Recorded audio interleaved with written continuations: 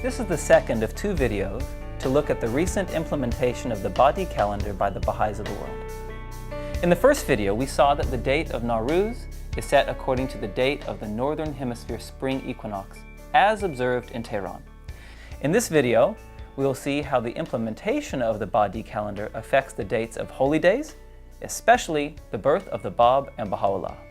If you're finding the whole process of thinking in different calendars difficult, you're not alone.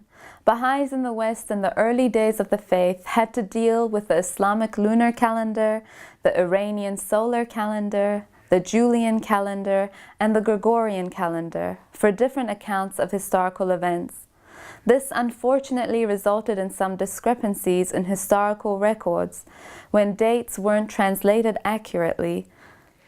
The Universal House of Justice has cleared these discrepancies up by going back to the explicit texts of Baha'u'llah, Abdul-Baha, and Shoghi Effendi.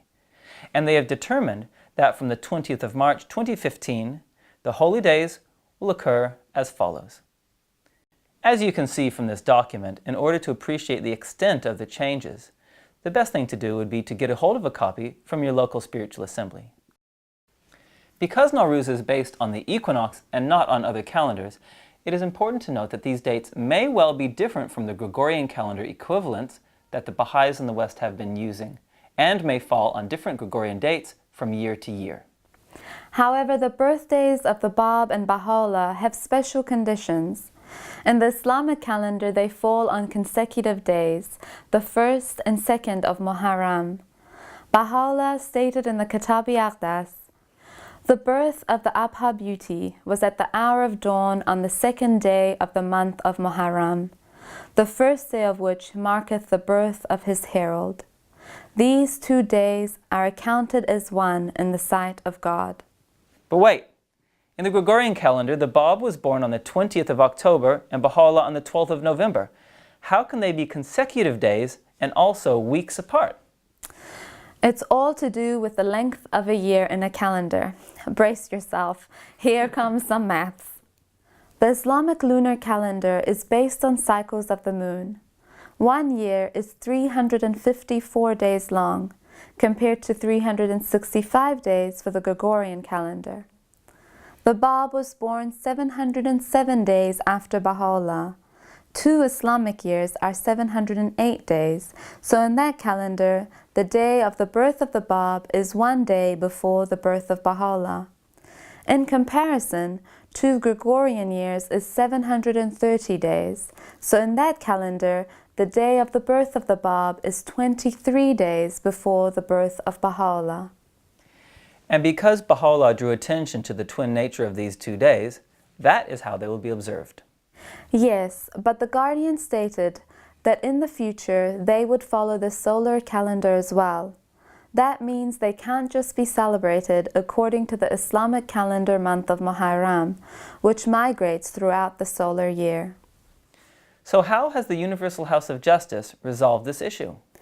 Well, in the year 1817, Baha'u'llah was born on the 2nd day after the 8th new moon after Nowruz. And in 1819, the Bab was born on the 1st day after the 8th new moon after Nowruz.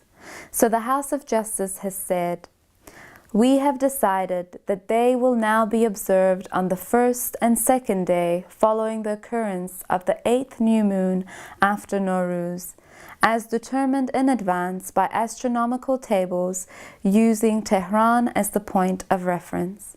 And they continue, "This will result in the observance of the twin birthdays moving year to year within the months of Mashiat, Ilm, and Qudrat of the Badi calendar, or from mid-October to mid-November according to the Gregorian calendar."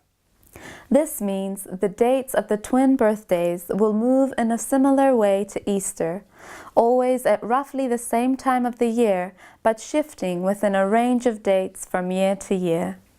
People have asked, when we call them the twin birthdays or twin holy days, does this mean it is one holy day that lasts 2 days, or 2 holy days on consecutive days? They are still 2 holy days, one for the birth of the Bab and one for the birth of Baha'u'llah, but the 2 days are now always going to be consecutive. I know a lot of people will be wondering at this stage how they will organize which days to ask to be relieved from work when the holy days are now set according to the Badi calendar and the twin birthdays move around. The easiest thing to do is get a copy of the document from the Baha'i World Center that we mentioned in the previous video. It has the details of the next 50 years of holy days. If you haven't seen it yet, ask your local spiritual assembly for a copy. So in summary, Nowruz is the day when Tehran sees the Northern Hemisphere's spring equinox. The dates of Baha'i holy days and months are based on the date of Nowruz. The birth of the Bab and Baha'u'llah are to be celebrated as twin festivals on the first and second days after the 8th new moon after Nowruz. It might take a while to get used to it, but these changes are significant for the Baha'i community. They represent another step in the unfoldment and progressive application of the teachings of Baha'u'llah. The adoption of a new calendar in each dispensation is a symbol of the power of divine revelation to reshape human perception of material, social, and spiritual reality. Through it, sacred moments are distinguished, humanity's place in time and space reimagined, and the rhythm of life recast.